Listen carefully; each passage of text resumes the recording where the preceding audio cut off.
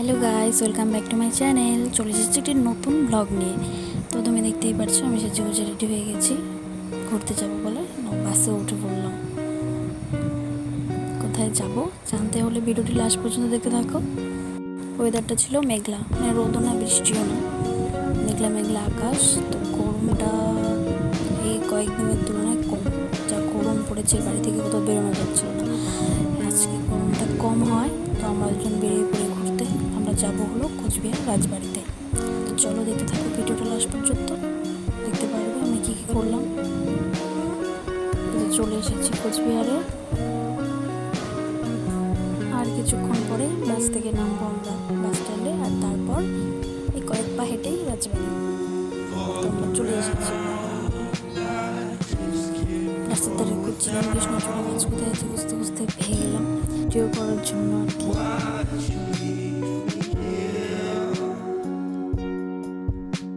এই তো চলে এসেছি বাস স্ট্যান্ডে, এখন বাস থেকে নামবো, নেমে এসেছে আমার রাজবাড়ির দিকে ধরবো।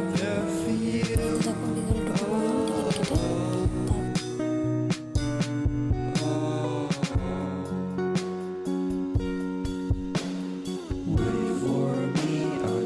রাজবাড়ির সামনটায় ঘোরাঘুরি করে তারপর কিছুক্ষণ বসে থেকে সেখান থেকে আমরা পেছনের দিকে চলে যাই। সেখানে কিছুক্ষণ বসে গল্প করি। আমরা রাজবাড়ির ভিতরে ঢুকে নিই, কারণ আমরা আগে এসেছিলাম, তো সেই জন্য ভাবলাম না ঠিক আছে ঘোরাঘুরি করে ছবি টবি উঠলাম। ঘুরতে এসেছি আর ভিডিও বানাতে কখনো হয় না, তো তোমাকে একটা ভিডিও করে নিলাম বলতে দিয়ে। আমার ব্যাগটা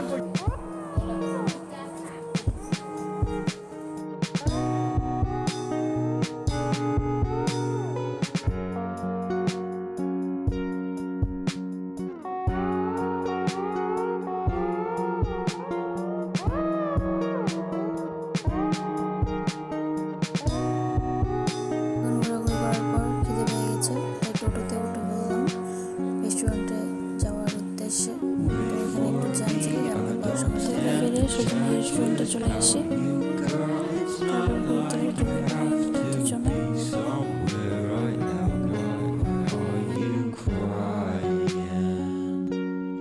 রেস্টুরেন্টটা আগেও আমি 3-4 বার এসেছি। আমি কোচবিহারে আসলে এখানে আসি, কারণ এই জায়গাটা আমার খুব ভালো লাগে আর এখানকার খাওয়া দাওয়া খুব ভালো, তো আমরা এখানেই আসি বেশিরভাগ।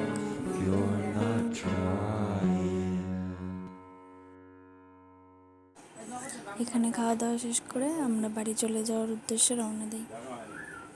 বাসে উঠে পড়ি, আর তারপর বাস এই তো পেট্রোল পাম্পে দাঁড়ায়। খুব গরম লাগছিল, এখন আমার ঘর কপাল থাপড়াচ্ছে আর আমাদের তো অবস্থা খারাপ। এর মতো এই পর্যন্তই, দেখা হচ্ছে পরের ভিডিওতে। Tata bye.